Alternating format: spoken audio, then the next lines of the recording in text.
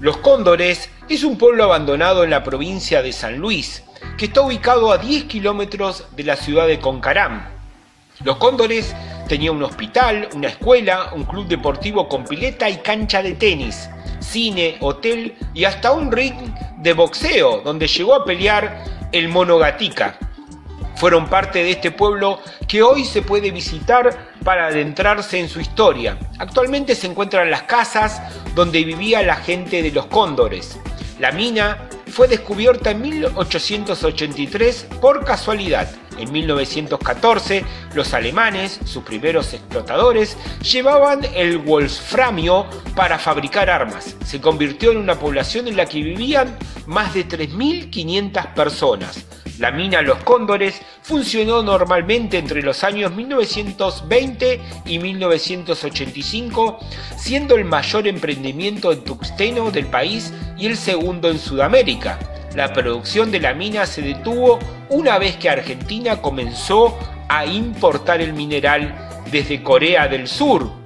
En la actualidad, los largos y tenebrosos 15 kilómetros de túneles varían con coloridas paredes, vetas de cuarzo, pozos inundados y una plataforma que elevaba el material desde más de 400 metros bajo la superficie. Además, en su alrededor pueden encontrarse antiguas construcciones deshabitadas que dan una idea de la magnitud e importancia del trabajo que allí se daba. El wolframio es uno de los elementos químicos más codiciados del mundo, tanto que es considerado un producto de necesidad por una enorme cantidad de países.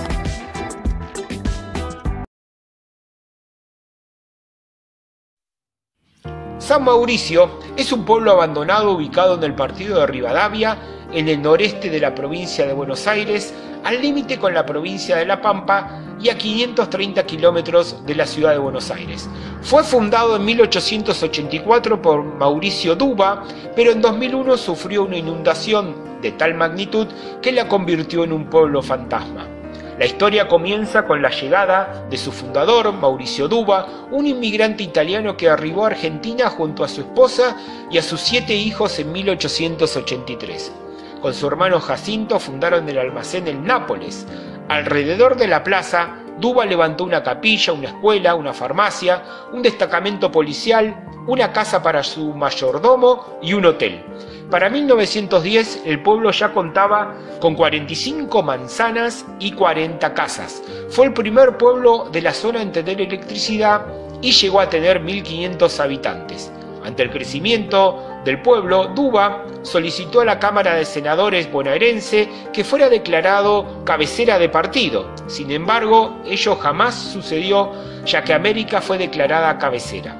El 22 de septiembre de 2001, en el 117 aniversario del pueblo, comenzó a llover de tal manera que San Mauricio quedó sumergido bajo el agua.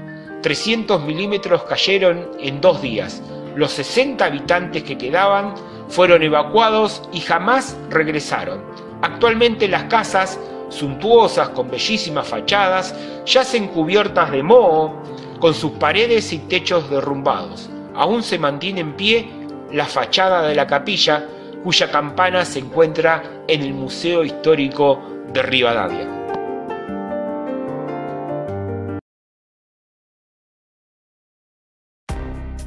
El pueblo La Casualidad se encuentra abandonado en la provincia de Salta a 4.200 metros de altura y en su mejor época albergaba a más de 3.000 personas. Un vaquiano le puso el nombre porque había encontrado una vega, una surgente de agua dulce, de casualidad, según su declaración, y de allí provino el nombre. Muchas de las personas que vivían allí trabajaban en el procesamiento del azufre que se extraía de la mina La Julia. Por un cable carril de 15 kilómetros se lo llevaba en vagonetas hasta el campamento para luego ser enviado a la pequeña estación ferroviaria de Caipé y luego a Salta. El azufre era utilizado en la producción de pólvora por el ejército. El pueblo y la Compañía Azufrera Argentina nacieron en la década de 1940, pero el 21 de noviembre de 1979 el gobierno militar cerró la fábrica por la pérdida de valor del mineral, ya que dejó de utilizarse en la elaboración de las balas. Las 3.000 personas que lo habitaban debieron abandonar su casa ese día, dejando el esqueleto edilicio de lo que alguna vez había sido una próspera comunidad en medio de la hostilidad de la Puna, donde las temperaturas pueden bajar a menos de 20 grados bajo cero. Además de las viviendas, el pueblo contaba con hotel, confitería, oficina postal, canchas de básquet y de fútbol e incluso un cine. Las personas que pasan a visitar este pueblo fantasma en la actualidad se encuentran con una entrada del viejo poblado, construcciones desoladas, un templo religioso y edificios de metal derruidos. La casualidad es un pueblo abandonado que se encuentra a 130 kilómetros de Tolar Grande y a 518 de Salta capital.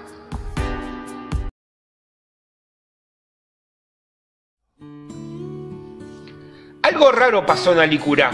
La gente era feliz, nadie se quería ir, dijo un ex habitante de este pueblo de Neuquén que existió entre 1979 hasta 1986, creado para albergar a los trabajadores, junto a sus familias, que construyeron la represa Alicurá sobre el cauce del río Limay. La obra fue un imán para todo aquel que quisiera trabajo. A los 3.200 pobladores estables se le sumaron muchos, llegando a tener 5.000 habitantes. La empresa les dio vivienda a la familia de los trabajadores y pabellones a los solteros.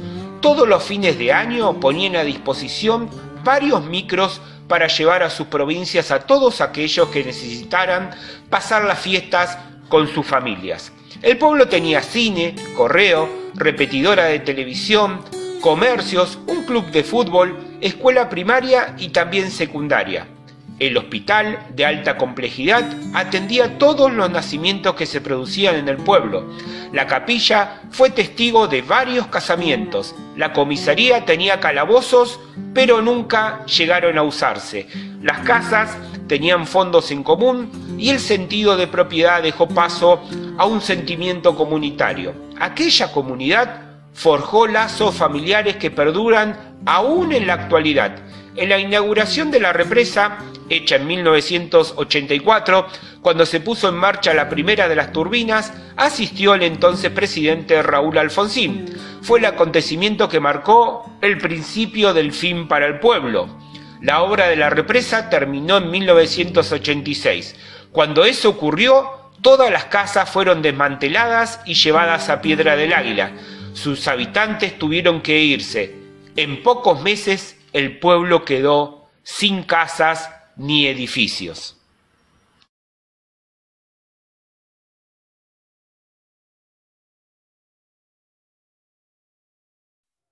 Tucunucu es un pueblo fantasma ubicado en el departamento de Jáchal, en la provincia de San Juan, sobre la ruta nacional 40 a 50 kilómetros de San José de Jáchal. El sitio era una antigua posta instalada en el siglo XIX. A su alrededor se instaló un molino harinero, un correo, un telégrafo y una escuela. En la década de 1950, Federico Cantoni instaló allí una empresa que producía aceitunas, construyendo las primeras instalaciones urbanas, incluyendo la plaza central y la iglesia.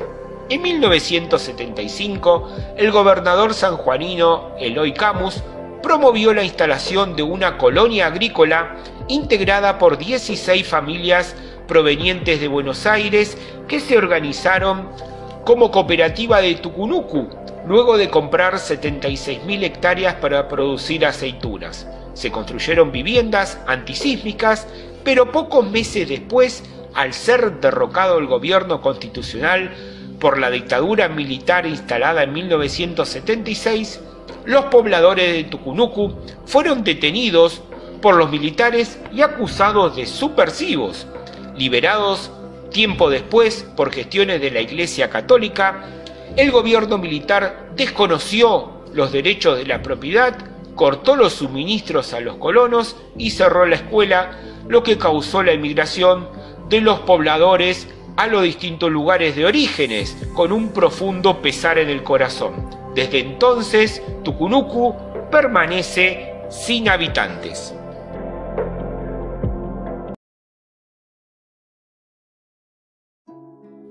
Holditch se llama un pueblo abandonado en la provincia de Chubut.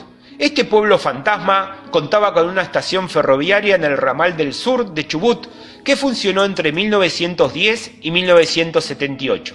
Actualmente quedan muy pocos tramos de vías y durmientes. El nombre se le impuso a la estación en 1914 y alude a Thomas Holditch, quien fue el árbitro en la demarcación de límites entre Argentina y Chile a comienzos del siglo XX.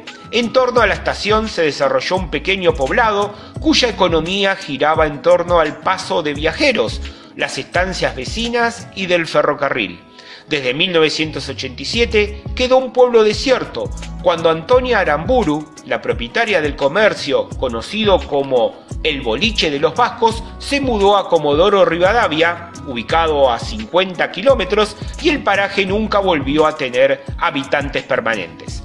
En 1985 se filmaron escenas de la película de Rey, de Carlos Sorín, donde muchas escenas se registraron en el Boliche de los Vascos e inclusive en la estación de Chapa.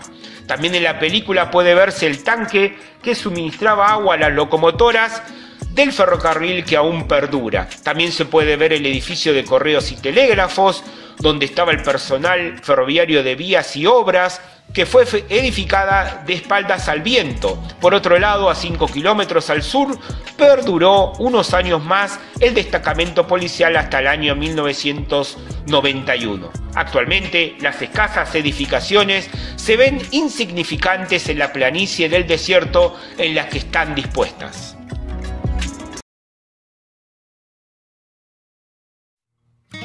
Totoralejos es un pueblo deshabitado, un pueblo fantasma, un pueblo abandonado que está a 230 kilómetros de Córdoba capital. Allí existía un caserío que se instaló al costado de las vías del ferrocarril General Belgrano.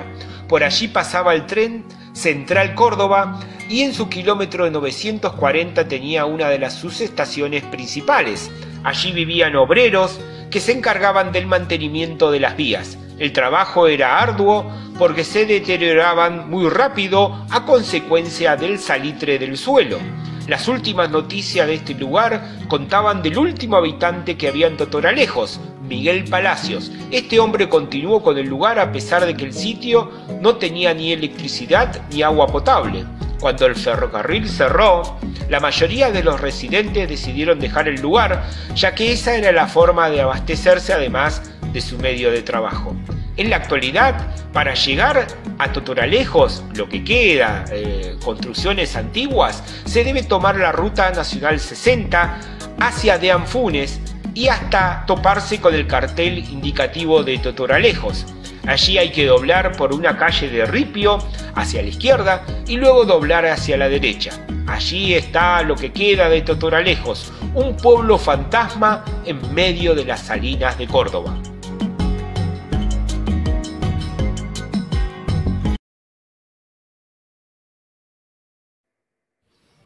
Aucamahuida es un pueblo de la provincia de Neuquén que está abandonado y en el que en su época de esplendor, en 1947, vivían unas 1.500 personas, aunque hoy apenas queda más que un puñado de 20 viviendas, algunas derrumbadas y ningún habitante. El pueblo fue el más grande de su zona cuando Anielo no era más que un paraje y Rincón de los Sauces, ubicado a 89 kilómetros, no estaba en los planes. La mina de asfaltita La Escondida le daba sustento hasta el 22 de agosto de 1947, cuando una explosión seguida de incendio dejó a 15 obreros enterrados en sus túneles. Años después, por la ausencia de la principal fuente laboral, los habitantes comenzaron su éxodo que lo convirtió en un pueblo fantasma. Actualmente la postal es muy distinta a la de esos tiempos de prosperidad económica, donde se producían 80 camiones por día de asfaltita en los 3 turnos de trabajo. La mina subterránea tenía alrededor de 105 metros de profundidad y 350 de extensión por túneles a distintos niveles del suelo. Actualmente las casas derrumbadas, algunas sin techo, otras con las paredes caídas, encierran zumbidos intimidantes de los bichos que hicieron de ellas el lugar que los hombres abandonaron. Es difícil de creer que allí no viva nadie, que es un pueblo abandonado, que no va a salir ninguna persona por la puerta de esas casas en las que el tiempo se detuvo hace más de 70 años.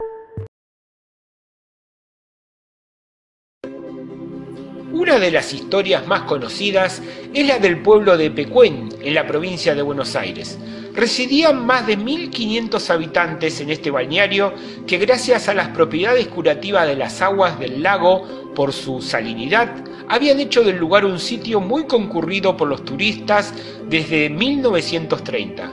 En su época de plenitud, que fue en las décadas del 60 y del 70, llegó a tener 6.000 plazas hoteleras, pero una gran tormenta ocurrida el 10 de noviembre de 1985 provocó una crecida del lago, el muro de contención se desbordó y todo el pueblo se inundó, obligando a evacuar a toda la población. En 1993 llegó a estar sumergido 7 metros. Empezó a asomarse casi 20 años después, dejando al descubierto las ruinas de hoteles, viviendas y balnearios del antiguo pueblo de Epecuén, que atraen a cientos de viajeros que no se cansan de sacar fotos a los árboles secos cubiertos con sal. La zona fue declarada Reserva Natural Municipal y ofrece circuitos turísticos guiados de distinta duración para explorar las ruinas caminando. Uno de ellos invita a conocer las obras del arquitecto Francisco Salamone, entre las que se encuentran el Palacio Municipal y el matadero de Villa Lago Epecuén, cuyo es el nombre completo de este pueblo. Epecuén está situado en el partido bonaerense de Adolfo Alsina, a unos 530 kilómetros de la ciudad de Buenos Aires, y Carué es la localidad más cercana, que se encuentra a 8 kilómetros, tiene hoteles con piletas climatizadas, con agua de la laguna y spas con fangoterapia.